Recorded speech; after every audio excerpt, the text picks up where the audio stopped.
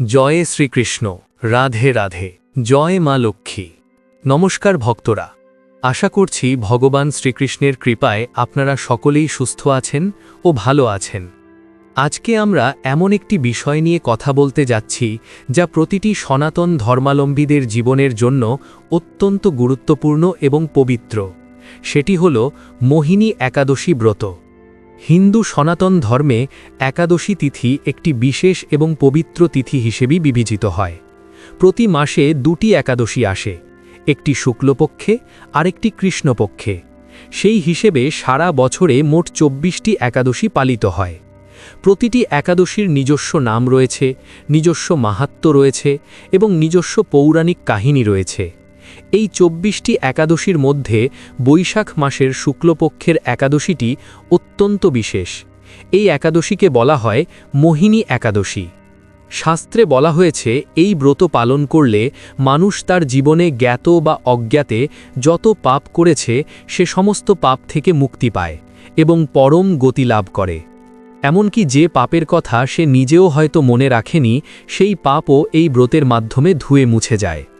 আজকের এই ভিডিওতে আমরা বিস্তারিতভাবে জানব ২০২৬ সালের এপ্রিল মাসে মোহিনী একাদশী কবে পড়েছে, মোহিনী একাদশী ব্রতের পৌরাণিক প্রেক্ষাপট এবং তার গভীর মাহাত্ম্য। এছাড়া জানব এই ব্রত পালনের সঠিক নিয়মাবলী এবং বিধিবিধান। আরও জানব এই ব্রত পালনের অলৌকিক ফল ও আধ্যাত্মিক গুরুত্ব, এবং জানব একাদশীর দিন যে ৫টি কাজ কঠোরভাবে নিষিদ্ধ এবং ভগবানের প্রীতির জন্য বিশেষ ৩টি করণীয় কাজ।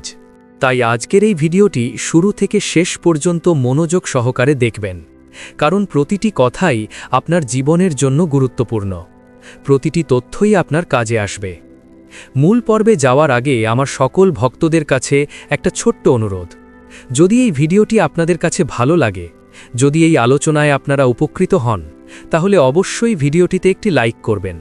এবং আপনি যদি সত্যিই একজন শ্রীকৃষ্ণের ভক্ত হয়ে থাকেন, তাহলে কমেন্ট বক্সে ভক্তি ও ভালোবাসা নিয়ে লিখবেন, জয় শ্রীকৃষ্ণ, রাধে রাধে।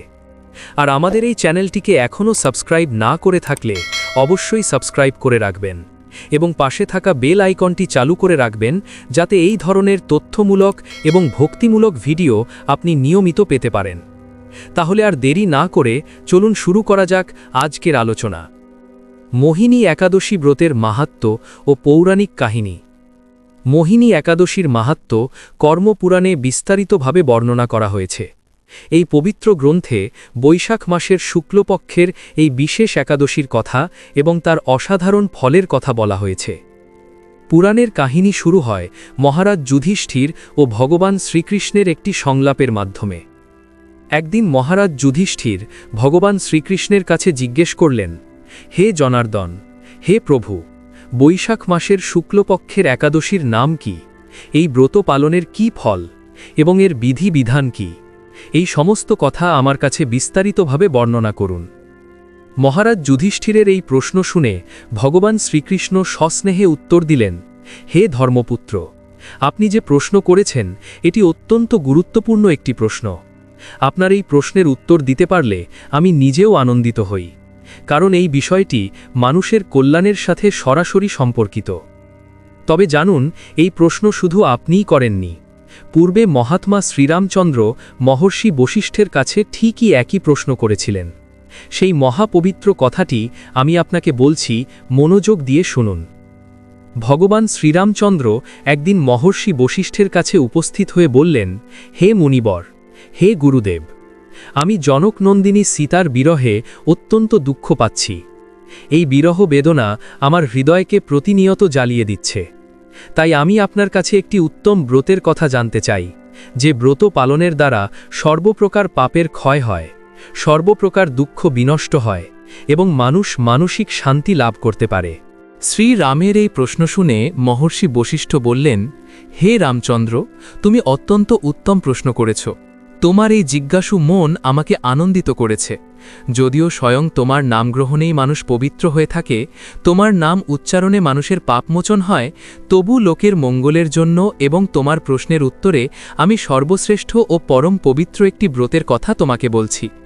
বশিষ্ঠ মুনি বললেন, বৈশাখ মাসের শুক্লপক্ষীয় একাদশী তিথি মোহিনী একাদশী সর্বত্র প্রসিদ্ধ।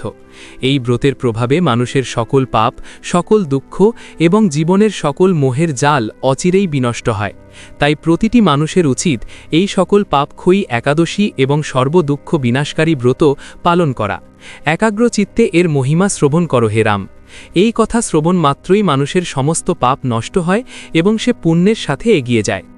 এরপর মহর্ষি বশিষ্ঠ একটি পৌরাণিক কাহিনীর মাধ্যমে মোহিনী একাদশীর মাহাত্ম্য বর্ণনা করতে শুরু করলেন। এই কাহিনীটি অত্যন্ত শিক্ষণীয় এবং হৃদয়গ্রাহী। এই কাহিনী শুনিলে মানুষ বুঝতে পারে যে ভগবানের কৃপা কতটা অসীম, কত অপরসীম এবং তার দয়ার কোনো সীমা নেই। বহু যুগ আগে পবিত্র সরস্বতী নদীর তীরে ভদ্রাবতী নামে এক অত্যন্ত সুন্দর ও সমৃদ্ধ নগরী ছিল। সেই নগরী তার সৌন্দর্যে, তার পবিত্রতায় এবং তার ধর্মপরায়ণ জনগণের কারণে সর্বত্র পরিচিত ছিল। চন্দ্রবংশে জন্মগ্রহণকারী ধৃতিমান নামে এক মহাপ্রতাপশালী রাজা সেই নগরীতে রাজত্ব করতেন। তিনি ছিলেন ন্যায়পরায়ণ, ধর্মপ্রাণ এবং প্রজাবৎসল। তার শাসনে এই নগরীর প্রতিটি মানুষ সুখে শান্তিতে জীবনযাপন করত। সেই একই নগরীতে ধনপাল নামে একজন অত্যন্ত ধনাঢ্য ও পুণ্য কর্মশীল বৈশ্য বাস করতেন। তিনি ছিলেন সমাজের একজন অনুকরণীয় মানুষ।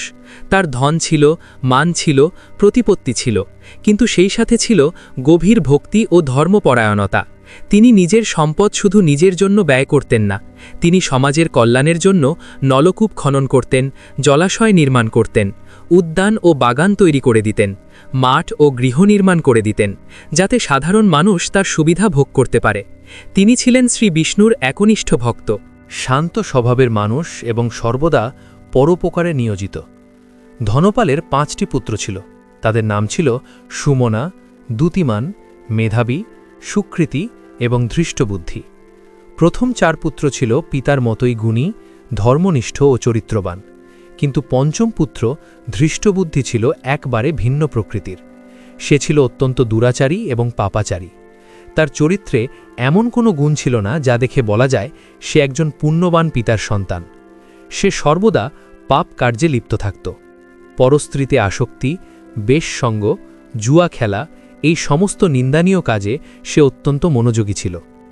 দেবতার পূজা করার মতি তার ছিল না। ব্রাহ্মণকে সম্মান করার আগ্রহ ছিল না, এমনকি নিজের পিতামাতার সেবা করার ইচ্ছাও তার মধ্যে ছিল না। সে পিতার কষ্টার্জিত সম্পদ অপব্যয় করত, অভক্ষ বস্তু ভক্ষণ করত এবং সুরাপানে মত্ত থাকত। একদিন পিতা ধনপাল পথে হাঁটছিলেন। হঠাৎ তার চোখে পড়ল তার পঞ্চম পুত্র ধৃষ্টবুদ্ধি এক বেশ্যার গলায় হাত রেখে প্রকাশ্যে রাস্তায় নির্লজ্জের মতো ঘুরে বেড়াচ্ছে। এই দৃশ্য দেখে পিতা ধনপাল অত্যন্ত মর্মাহত হলেন। তার হৃদয়ে এক গভীর বেদনার সঞ্চার হল। একজন পুণ্যশালী পিতার পক্ষে এই দৃশ্য সহ্য করা সত্যিই কঠিন। ক্রোধে, লজ্জায় এবং দুঃখে তিনি সেই দিন ধৃষ্টবুদ্ধিকে গৃহ থেকে বার করে দিলেন। কেবল পিতাই নয়, তার আত্মীয় স্বজনরাও তাকে পরিত্যাগ করল, কারণ এমন কুস্বভাবের মানুষের সাথে সম্পর্ক রাখা মানে নিজে সেই পাপের ভাগীদার হওয়া। গৃহ থেকে বিতাড়িত হয়ে ধৃষ্টবুদ্ধি প্রথমে নিজের অলংকার ও মূল্যবান বস্তু বিক্রি করে জীবন চালাতে লাগল। যতদিন তার কাছে অর্থ ছিল ততদিন সে বেশ্যার সাথে ছিল, কিন্তু যখন তার সমস্ত অর্থ ফুরিয়ে গেল তখন সে বেশ্যারাও তাকে পরিত্যাগ করল। কারণ অর্থহীন মানুষের কাছে কেউ থাকতে চায় না, বিশেষত যারা স্বার্থের জন্য সম্পর্ক রাখে। অর্থহীন, বস্ত্রহীন ধৃষ্টবুদ্ধি তখন ক্ষুধা তৃষ্ণায় অত্যন্ত কাতর হয়ে পড়ল। কোথাও খাবার ব্যবস্থা, কোথাও থাকার জায়গা নেই, কেউ তাকে সাহায্য করছে না।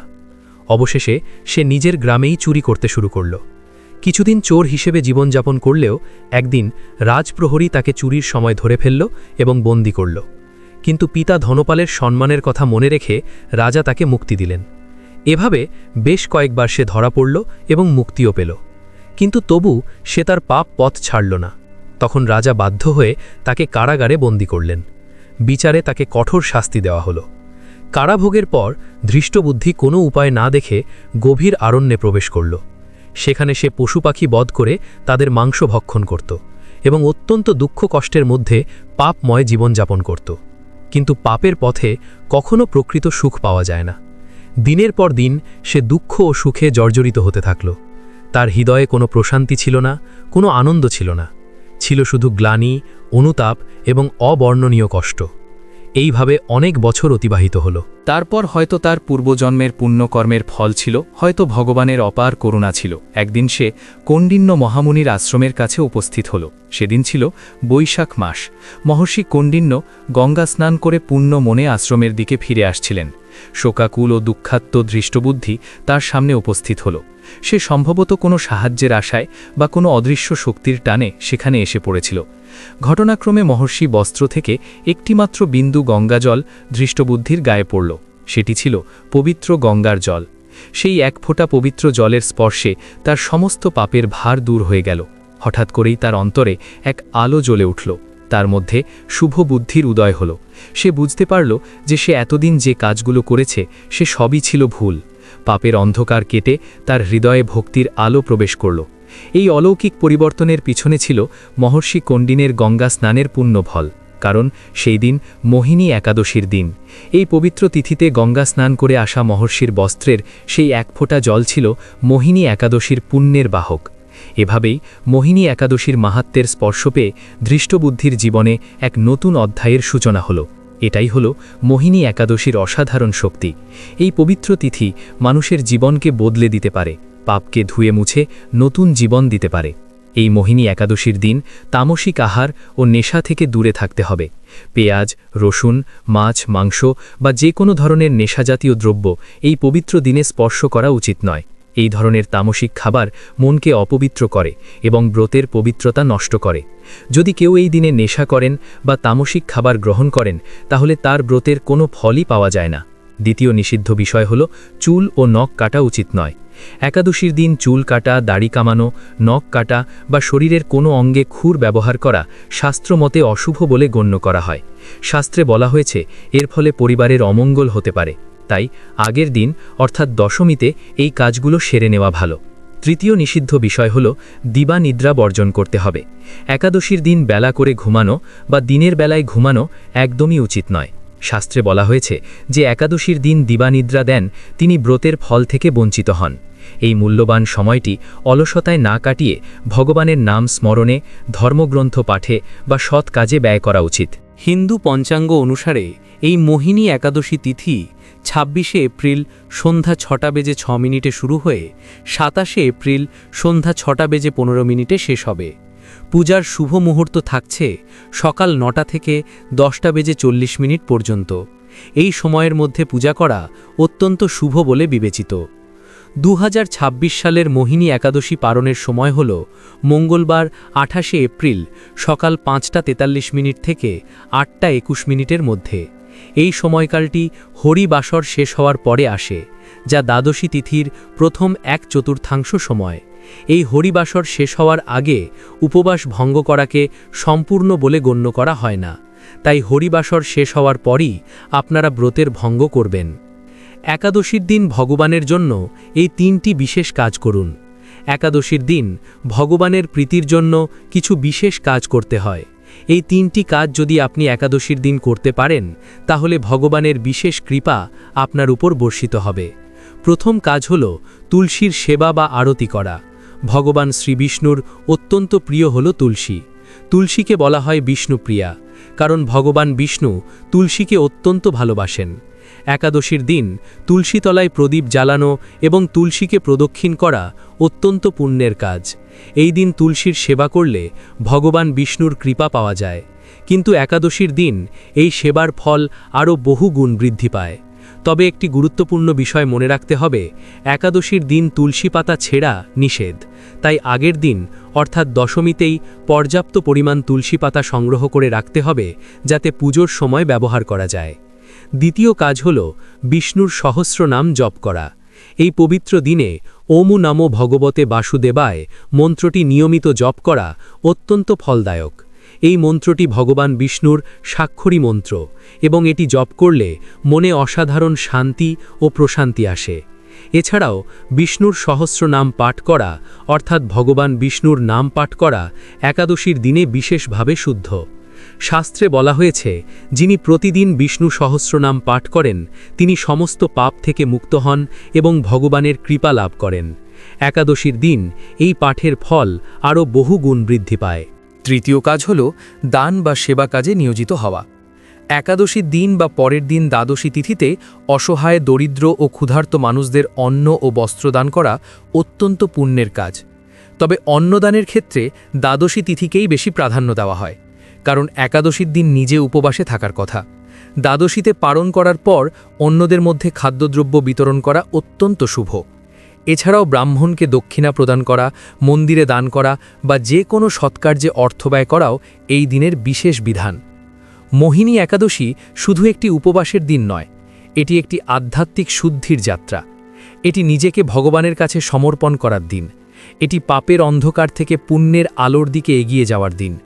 এই পবিত্র ব্রত পালনের মাধ্যমে আমরা আমাদের অন্তরকে পরিশুদ্ধ করি, আমাদের জীবনকে ভগবানের কাছে নিবেদন করি এবং আধ্যাত্মিক উন্নতির পথে এগিয়ে যাই। ধৃষ্টবুদ্ধির কাহিনী থেকে আমরা একটি অত্যন্ত গুরুত্বপূর্ণ শিক্ষা পাই। কেউ যদি সারা জীবন পাপের পথে হেঁটে থাকে, তবু ভগবানের করুণার কোনো সীমা নেই। ভগবান সর্বদা তার সন্তানের জন্য ক্ষমার দ্বার খোলা রেখেছেন। যে মানুষ সত্যিকার অর্থে অনুতাপ করে এবং ভগবানের শরণে আসে, ভগবান তাকে কখনো নিরাশ করেন না। মোহিনী একাদশী সেই সুযোগই আমাদের দেয়, নিজের পাপের ভার নামিয়ে রেখে ভগবানের চরণে সম্পূর্ণভাবে আত্মনিবেদন করার সুযোগ। যে ভক্ত ভক্তি ভরে, শ্রদ্ধা সহকারে এবং শাস্ত্রীয় নিয়ম মেনে মোহিনী একাদশী ব্রত পালন করেন, তার পারিবারিক জীবনে সুখ ও শান্তি বৃদ্ধি পায়। জীবনের সকল বাধা ও বিপদ দূর হয় এবং ভগবানের অপার কৃপা তার ওপর সর্বদা বর্ষিত হতে থাকে। প্রিয় ভক্তরা, ভিডিওটি দেখে যদি ভালো লাগে এবং উপকৃত হয়ে থাকেন, তাহলে অবশ্যই একটি লাইক করবেন এবং আমাদের চ্যানেলটি সাবস্ক্রাইব করে পাশে থাকা বেল বাটনটি অন করে রাখবেন। এতে আমরা নতুন ভিডিও বানানোর জন্য অনুপ্রেরণা পাই। আমার সকল ভক্তদের ওপর ভগবানের কৃপা বর্ষিত হোক। ধন্যবাদ।